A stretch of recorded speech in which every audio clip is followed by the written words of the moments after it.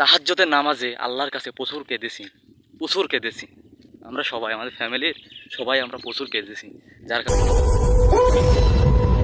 শুরু করেছি মহান আল্লাহ তাআলার নামে, যিনি পরম করুণাময় এবং দয়ালু। আজকের বিষয় সন্তান। এখনকার সময়তে সন্তান হওয়ার জন্য মানুষ বাবা ধরে, কবিরাজ। আবার আপনি রাগ করেন না, আমার নিজস্ব কিছু মন্তব্য বা আমার নিজস্ব কিছু কথা যেগুলো আমি আপনাদের সাথে শেয়ার করতে চাচ্ছি এই সন্তান নিয়ে। আমি এমনও গল্প শুনেছি যে দীর্ঘ 10 বছর বিয়ে হয়েছে, সন্তান হচ্ছে না, ছেলে মেয়ে উভয়েরই সমস্যা আছে, পরিশেষে সন্তান হয়েছে, কিন্তু তারা কখনো কোনো বাবার দরবারে যায়নি বা কোনো কবিরাজের আশ্রয়ে যায়নি। আমি এমনও গল্প শুনেছি যে প্রথম সন্তান মেয়ে, দ্বিতীয় সন্তান ছেলের জন্য কবিরাজ বাবার কাছে গিয়েছে, পরবর্তী সন্তান হয়েছেও।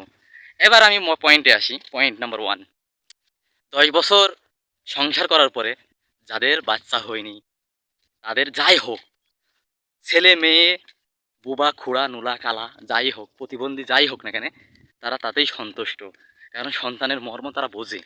আমি তাদের কাছে জিজ্ঞাসা করেছি যে আচ্ছা, আপনারা এই যে 10 বছর সন্তান হয়নি, আপনারা কোনো বাবার দরবারে যাননি কেন? তো তারা বলল যে আমরা যদি বাবার দরবারে যাই তাহলে আল্লাহর প্রতি আমার বিশ্বাসটা থাকলো কোথায়? তুমি কুকুর দেখেছো, কুকুরের কয়টা করে বাচ্চা হয়? কুকুর কি কোনো বাবার কাছে যায়? তা আমি বললাম যে তাহলে কি করতেন? তিনি আমাকে বললেন, তাহাজ্জুদের নামাজে আল্লাহর কাছে প্রচুর কেঁদেছি। আমরা সবাই, আমাদের ফ্যামিলির সবাই আমরা প্রচুর কেঁদেছি, যার কারণে আল্লাহ আমাদের মুখ চেয়ে রেখেছে আর কি। তো কথাটা খুব ভালো লাগলো।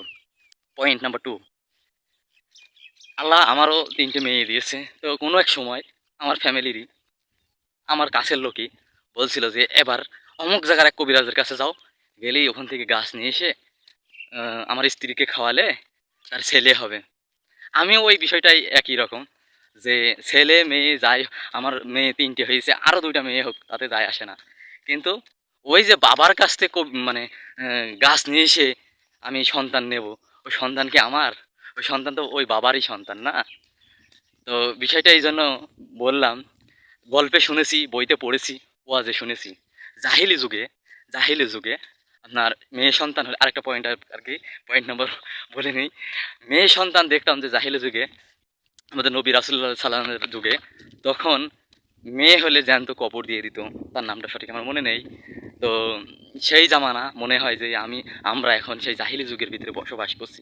এখন বর্তমান সময়তে মেয়ে কেউই আছে, অধিকাংশ, সবাই না, যাদের সন্তান হয় না তাদের ছেলে মেয়ে যাই হোক না কেন, সেটা কোনো ম্যাটার না। কিন্তু বর্তমান সময়তে আপনার প্রথম মেয়ে হয়েছে, পরবর্তী যদি মেয়ে হয়, অনেক মানুষ আছে যে প্রথম মেয়ে, দ্বিতীয় যদি মেয়ে হয় বউটাকে অনেক গালাগালি, বউর করে তা করে, ঠিক আছে?